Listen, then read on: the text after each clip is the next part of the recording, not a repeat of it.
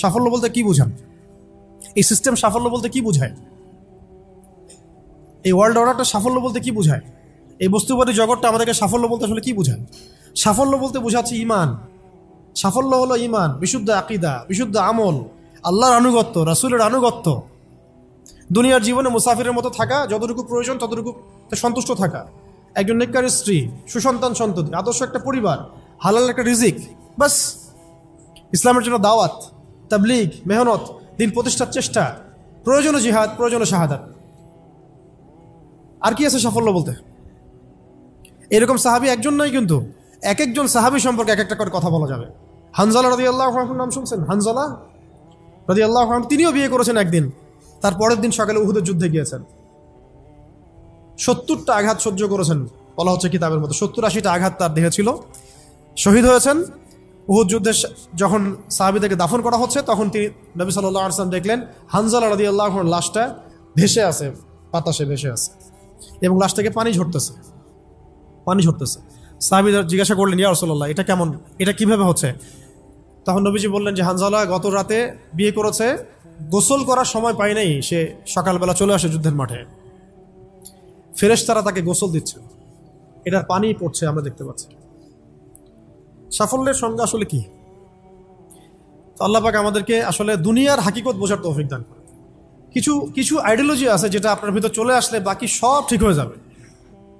এগুলোর যদি ভিতরে ঠিক মতো না বলবৎ হয়, আপনাকে আমি ডালপালার ক্রাইসিস সমাধান, ওয়ার্ল্ড অ্যাফেয়ার্স, ইকোনমি এইসব বুঝে দিনের দিকে হেদায়েত দিতে পারবো না আমরা। আসলে কিছু বিষয় ভিতর থেকে আসতে হবে, যে আগে আপনাকে হাকিকত বুঝতে হবে, আসলেই দুনিয়া কি, আখেরাত কি, গন্তব্য কোথায়, কোত্থেকে আসছি, কোথায় যাব, ঠিক কোত্থেকে আসছি, আমরা যাব কোথায়, কোত্থেকে আসছি, যাব কোথায়, মাঝখানের সময় আমার কাজ কি, কে আমার নবী, কি আমার দিন, আমার দিনের মৌলিক বিষয়গুলো কি, দিনের ইলম কি, আমল সালেহ কি, দিন প্রতিষ্ঠার মেহনত কাকে বলে, কি করলে আল্লাহ পাক আমাকে কালকে আমাদের মাঠে নবীদের, শহীদদের, সিদ্দিকদের সাথে হাসর করাবেন। এটা হলো সাফল্যের মূল কথা। এর মানে এই না যে দুনিয়াতে আমরা কিছুই করব না, ব্যবসা করব না, আমরা চাকরি বাকরি করব না, আমরা মানে মুআমালাত মুআশারাত করব না, বিষয়টা তো এমন নয়। কিন্তু কথা হচ্ছে আমাদের মূল উদ্দেশ্যটা কি হবে। স্ত্রী সন্তান তো আমাদেরও আছে, কেন আপনি তাদের ভরণ পোষণ দিবেন, কেন তাদেরকে আপনি বড় করবেন সুন্দর করে? বিকজ তারা আপনার জন্য রিজিকের অংশ, তারা আপনার সদকা জারিয়া, তাদের উপর আপনার হক আছে, আমার উপর তাদের হক আছে। যার যার হক আমি কেন আদায় করবো? আল্লাহর সন্তুষ্টির জন্য। আল্লাহর সন্তুষ্টি অর্জনের জন্য সব কাজ করা, রাসূলের তরিকায় সব কাজ করা, এবং হালাল খেয়ে কাজ করা, এগুলো আমাদের সবাইকে যত দ্রুত সম্ভব এগুলো ঠিক করে ফেলতে হবে। অলরেডি আমরা 15 বছর নষ্ট করে ফেলছি। এখন থেকে যদি স্টার্ট করে আপনি আরো 10 বছর পড়াশোনা করেন এবং দিনের জন্য কাজ করতে থাকেন, 10 বছর পরে আপনি নিজেই ফিল করবেন যে যদি কাশ আমি আরো 10 বছর আগে থেকে শুরু করতাম। প্রত্যেক সেই ব্যক্তি যে স্টার্ট করেছে, হেদায়েত পেয়েছে, সে ফিল করেছে যে কাশ এই কাজটা আমি আরো 10 বছর আগে করতাম। কারণ কিয়ামতের মাঠে কেউ যদি 70 জন নবীর সমানও নেকি নিয়ে উঠে, সেও মনে করবে ওই দিন আমার কোনো নেকিই নাই, আমি কিছুই করি নাই। দিনটি এতটাই ভয়াবহ হবে, ওটা নিয়ে আমরা ইনশাল্লাহ পরে একদিন কথা বলব। এখন আজকে লাস্ট অংশে যে আজকের জন্য যতটুকু ওটা বলছি, যে আল্লাহ রাব্বুল আলামিন আমাদেরকে মানে একেবারে তো 1000 বছর হায়াত দিয়ে পাঠান নাই দুনিয়াতে। এই কারণে এই উম্মতের উপরে আল্লাহ রাব্বুল আলামিনের অনেক বড় রহমত আছে, দয়া আছে। কিছু কিছু অকেশন আল্লাহ পাক মধ্য দিয়ে আমরা খুব সহজেই বেশি নেকি হাসিল করতে পারি। মাস, লাইলাতুল কদর ইত্যাদি। ঠিক এরকমই রমজান মাসের পরে সবচেয়ে মর্যাদাপূর্ণ যে মাসটা আল্লাহ রাব্বুল আলামিন আমাদেরকে দিয়েছেন, সেটা হলো এই মুহররম। এই মুহররম যেটা আমরা এখন অতিবাহিত করছি, এই মাসটাকে আল্লাহ পাক বলেছেন যে এটা হচ্ছে আল্লাহর মাস। এটা কার মাস? তার বাকি মাসগুলো কি আল্লাহর নয়?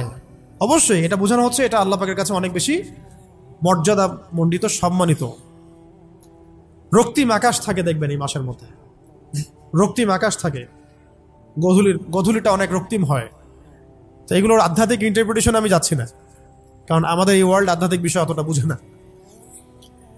এখন মূল কথাটা হচ্ছে এই মাসটা আল্লাহর মাস। নবী সাল্লাল্লাহু আলাইহি ওয়াসাল্লাম বলছেন এই মাসে একটা দিন আছে, প্রত্যেকটা হাদিস এবং আয়াতগুলো এখানে কোট করা আছে, পরে কেউ চাইলে আমার কাছে আমি পিডিএফ দিতে পারবো।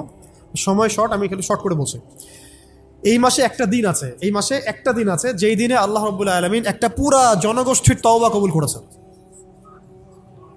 এবং আগামীতেও বহু জনগোষ্ঠীর তওবা আল্লাহ পাক কবুল করবেন। এই মাসে একটা দিন আছে। এবং একজন সাহাবী জিজ্ঞাসা করছেন, ইয়া রাসূলুল্লাহ, রমাদান মাসের পরে আমি কোন মাসে বেশি রোজা রাখবো? নবীজি বলছেন মুহররম সাল্লাল্লাহু আলাইহি ওয়াসাল্লাম। কোন মাসে? মুহররমে তোমরা বেশি বেশি সাওম রাখো। তো পেলাম এই মাসটা আল্লাহর মাস, এই মাসটা অনেক মর্যাদাপূর্ণ। এই মাসে একটা দিন আছে যে দিনে আল্লাহ পাক তওবা কবুল করেছেন পুরো একটা জনগোষ্ঠীর, ভবিষ্যতেও করবেন ইনশাআল্লাহ। এই দিনটা কোন দিন? অন্য হাদিসে পাওয়া যাচ্ছে এই দিনটা হচ্ছে ইয়ামুল আশুরা, 10ম দিন, যেটা আজকে আমরা অতিবাহিত করলাম। এবং আমরা মাশাআল্লাহ সবাই রোজা রেখেছি আলহামদুলিল্লাহ। এবং নবীজি বলেছেন এই রোজার ফজিলত হিসেবে আমি আল্লাহর কাছে আশা করি যে বিগত 1 বছরের গুনাহ মাফ কাফারা হয়ে যাবে। বিগত 1 বছরে যত গুনাহ হয়েছে ইনশাআল্লাহ এগুলো মাফ হয়ে যাবে। কবিরা গুনার জন্য তওবা শর্ত, এটা আলাদা আলাদা আলোচনা।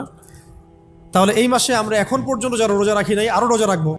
যারা আশুরা রেখেছি তো মাশাআল্লাহ হয়ে গেছে, আর যারা 2টা রাখতে চান 9-10 রেখেছেন মাশাআল্লাহ, যদি না রেখে থাকেন তাহলে কালকে রাখবেন ইনশাআল্লাহ, তাহলে 10-11 হয়ে যাবে। তো চেষ্টা করবো এই মাসে বেশি বেশি রোজা রাখা, ঠিক আছে ইনশাআল্লাহ। আরেকটা কাজ হলো এই মাসে বেশি বেশি তওবা করা, বেশি বেশি তওবা করা। আমার কিন্তু উদ্দেশ্য ফজিলত বলা নয়, আমার একটা উদ্দেশ্য আছে এই মাসটা নিয়ে কথা বলার। আজকে ওই অংশটুকু বলে আজকে শেষ করবো ইনশাআল্লাহ, একটু ধৈর্য ধরেন। তো সাহাবায়ে কেরাম তাদের ছোট ছোট বাচ্চাদেরকে পর্যন্ত এই মাসে রোজা রাখাতেন, ছোট ছোট বাচ্চাদেরকে রোজা রাখাতেন যে তোমরা সারাদিন রোজা রাখো, খেলনা দিতেন, খেলতে দিতেন, এই কালচারে তারা অভ্যস্ত করতেন। আজকেও মদিনায় গেলে আপনি দেখবেন রমজান মাসে বাচ্চারা রোজা রাখতেছে, নবমীতে খেলছে, ওখানে ইফতার করতেছে, কি চমৎকার পরিবেশ। তো এই কালচারটা আমাদের মধ্যেও যেন আসে, একজন রাখবো আরেকজনকে রাখাবো, একসাথে ইফতার অ্যারেঞ্জ করবো, একসাথে সাহারি করবো, ভালো হবে ইনশাআল্লাহ। তো ওই যে যেই কওমের তওবা আল্লাহ পাক কবুল করেছেন এই মাসে, সেই কওমের নাম হলো বনু ইসরাইল। কি নাম? বনু ইসরাইল। বনু ইসরাইল কাদেরকে বলে? ইব্রাহিম আলাইহিস সালামের 2 সন্তান। কয় সন্তান? এক সন্তানের নাম ইসমাইল আলাইহিস সালাম, যিনি থাকেন মক্কায়। কোথায়? ওই যে মক্কায় রেখে আসা হলো। এই ইসমাইল আলাইহিস সালামের বংশে আছে একজন ব্যক্তি, তার নাম আদনান। হ্যাঁ, তারপরে এখানেই আরো অনেকগুলো গোত্র আস্তে আস্তে এসেছে, বনু হাশেম, বনু মখজুম, বনু তাই, বনু আদি, অনেক গোত্র।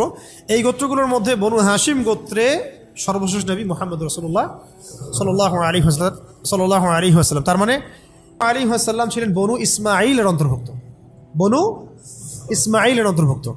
আরেকজন সন্তান ইব্রাহিম আলাইহিস সালামের, তার নাম ইসহাক আলাইহিস সালাম। তিনি থাকেন শামে। শাম মানে শুধু সিরিয়া না, শাম মানে ফিলিস্তিন, লেবানন, জর্ডান, সিরিয়া সব একসাথে শাম আর কি। ওইখানে থাকেন ইসহাক আলাইহিস সালাম। তার সন্তানের নাম হলো ইয়াকুব আলাইহিস সালাম।